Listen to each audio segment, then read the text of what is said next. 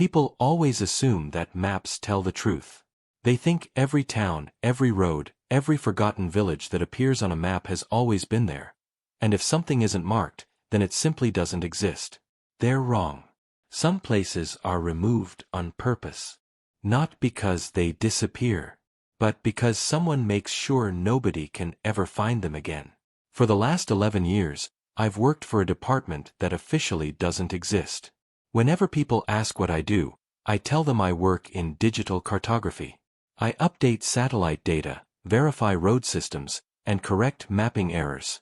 That's close enough to the truth that nobody ever asks another question.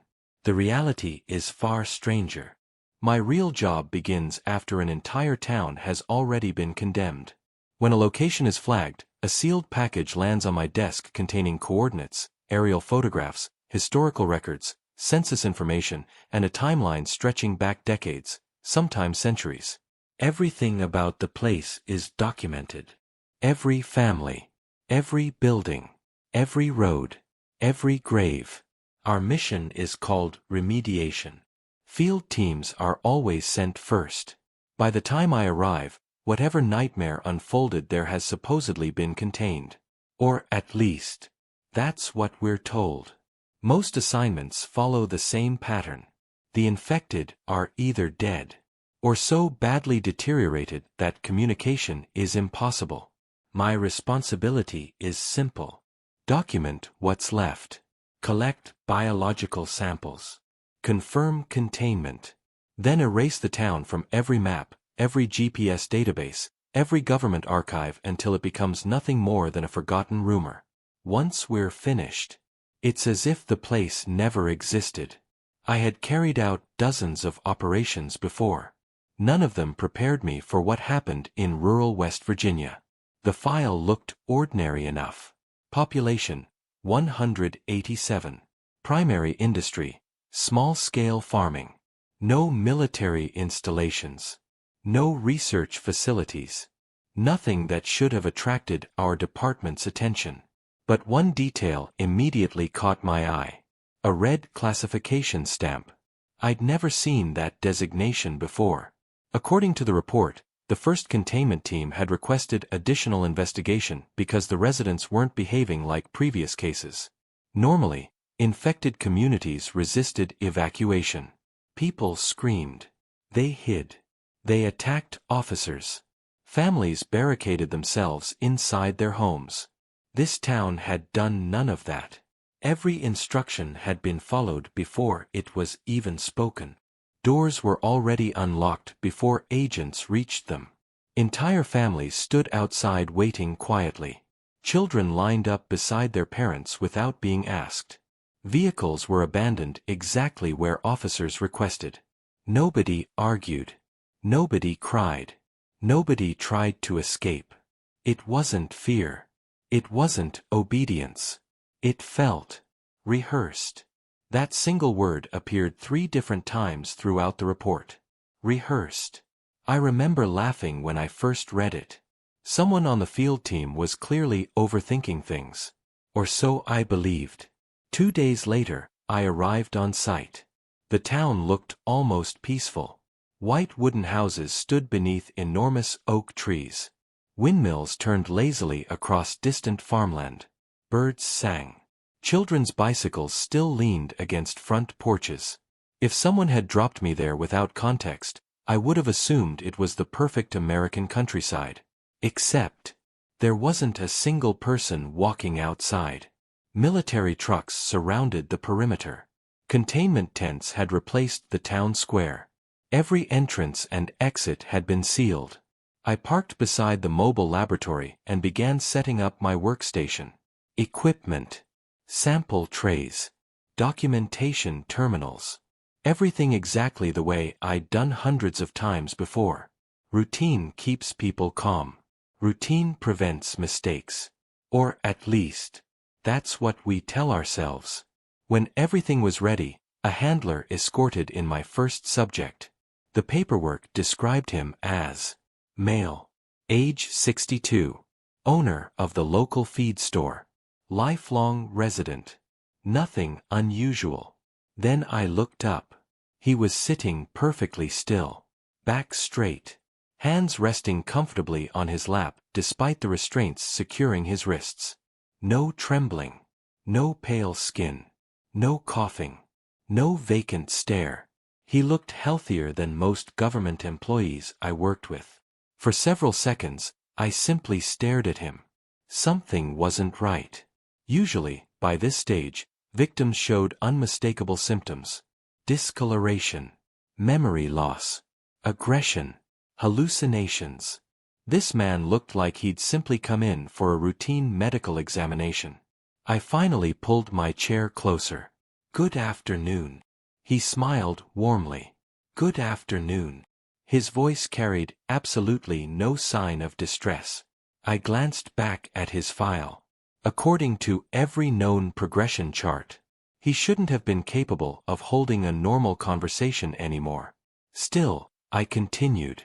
I asked his name, his address, occupation, family members. Every answer arrived instantly. Precise, calm, perfectly consistent. No hesitation, no confusion. Finally, I reached the psychological assessment. "Have you noticed any unusual thoughts lately?" His smile widened. "Oh yes." That answer immediately caught my attention. "What kind of thoughts?"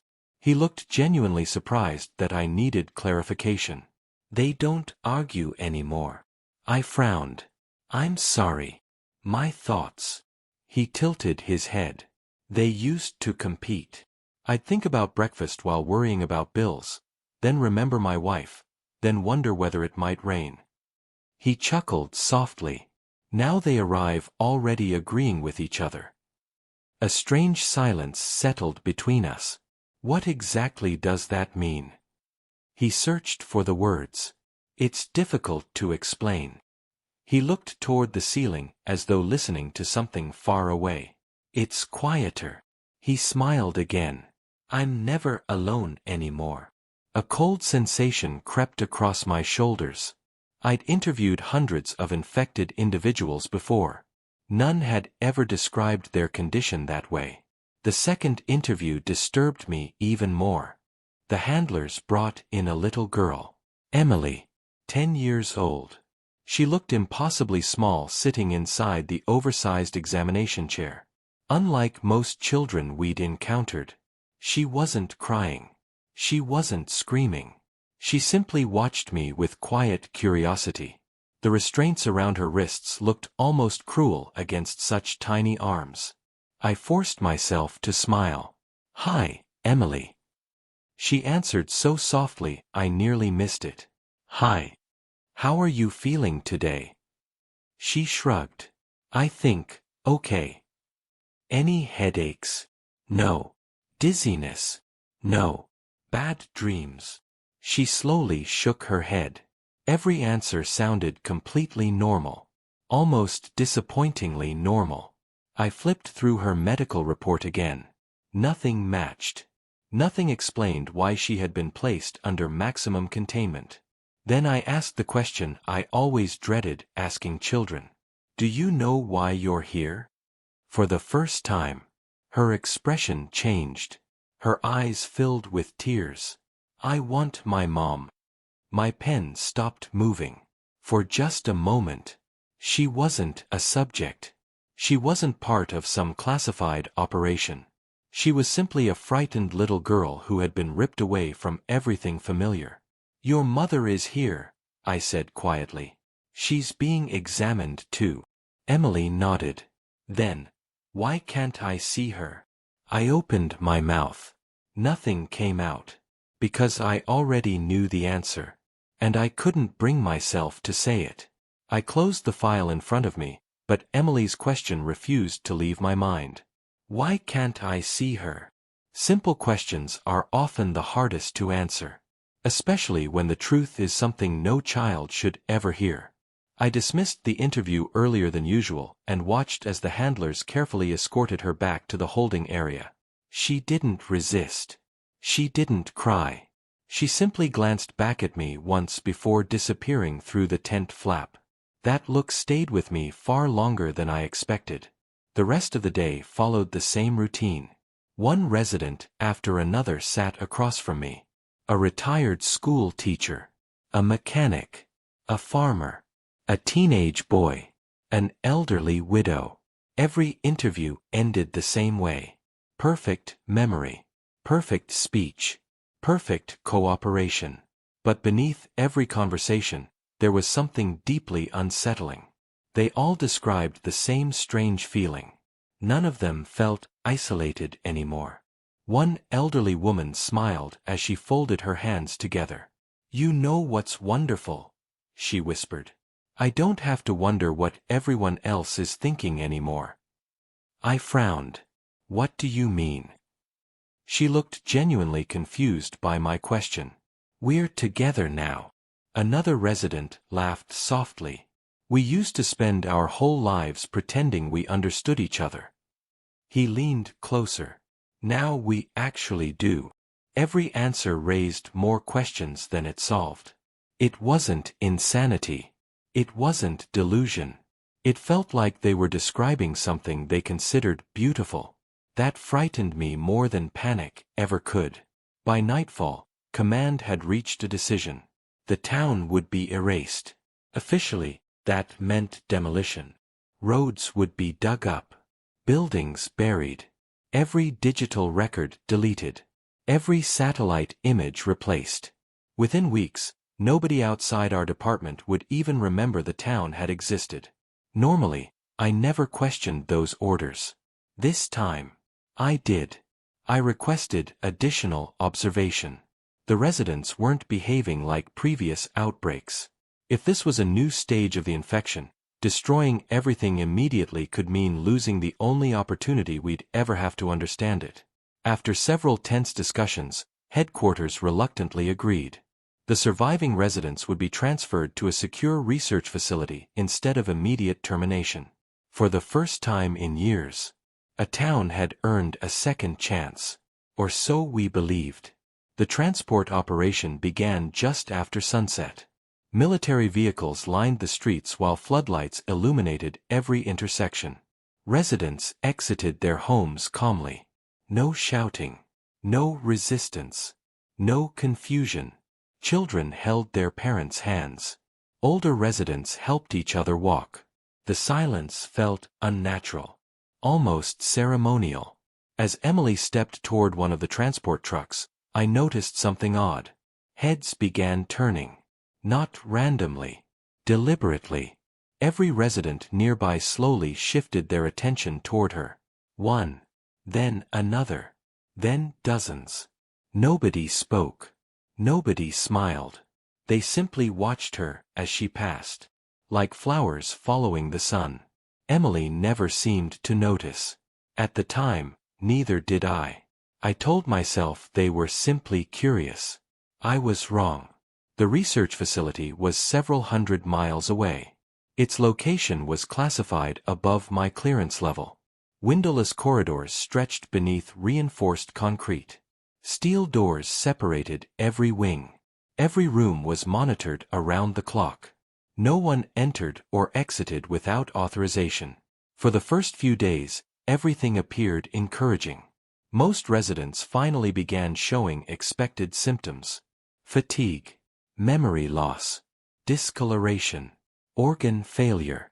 One by one, they followed the progression documented in every previous outbreak.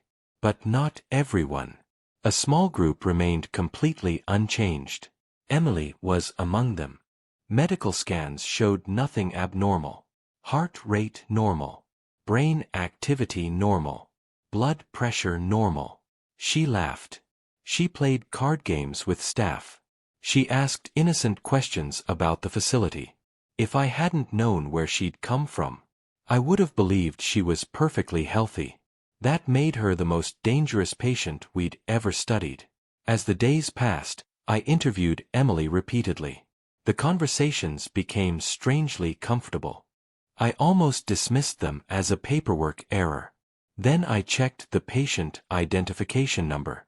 Emily. I checked again. Same result. My stomach tightened. Every biological marker indicated catastrophic infection. Not early stage. Not advanced stage. Final stage. The same readings I'd only ever seen during autopsies. According to the report, Emily should have been dead weeks ago. I slowly raised my eyes toward her. She looked perfectly healthy. She noticed my expression. Something wrong. I couldn't answer. Nothing about the results made sense. She watched me silently for several seconds before sighing. I hoped it wouldn't happen yet. My heart skipped. What do you mean? She lowered her eyes. I couldn't hide it forever. Before I could ask another question, the alarms exploded throughout the facility. Red emergency lights flooded every corridor. Voices erupted over the intercom. Containment breach. Sector 3 compromised. Lockdown initiated.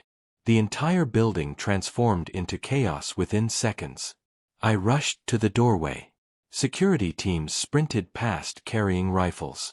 Scientists abandoned laboratories. Steel blast doors began slamming shut one after another. I turned back toward Emily. The chair was empty. The restraints lay open on the floor. She was gone. Panic hit me harder than I'd ever experienced. I searched every corner of the room despite knowing she couldn't possibly be hiding there. Then, at the far end of the hallway, I saw her. Bare feet. Hospital gown. Walking calmly toward the darkness.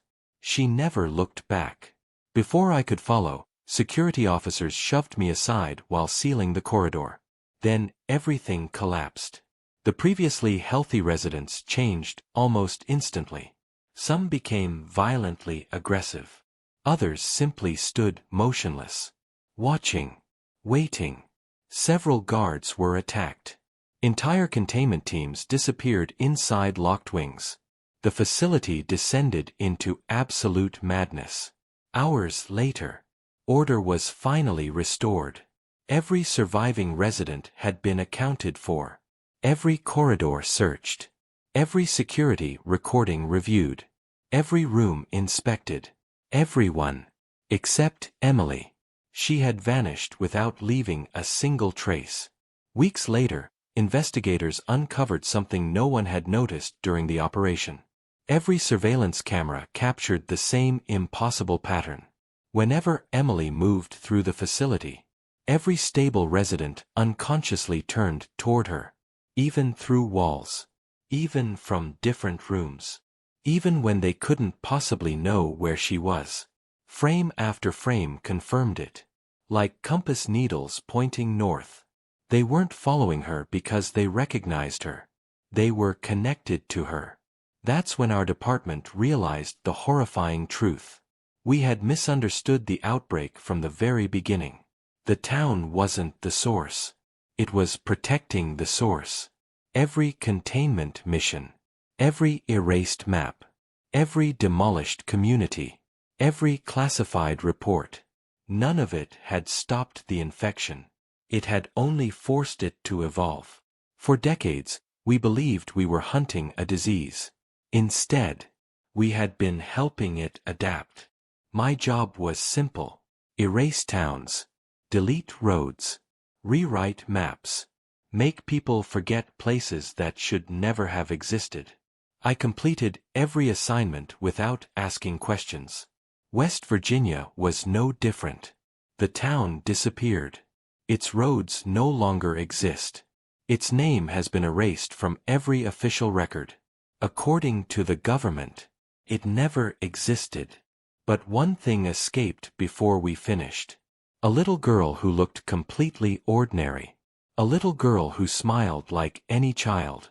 A little girl whose blood said she should already be dead. Sometimes, when I'm updating national mapping databases late at night, new settlements appear for just a fraction of a second before disappearing again.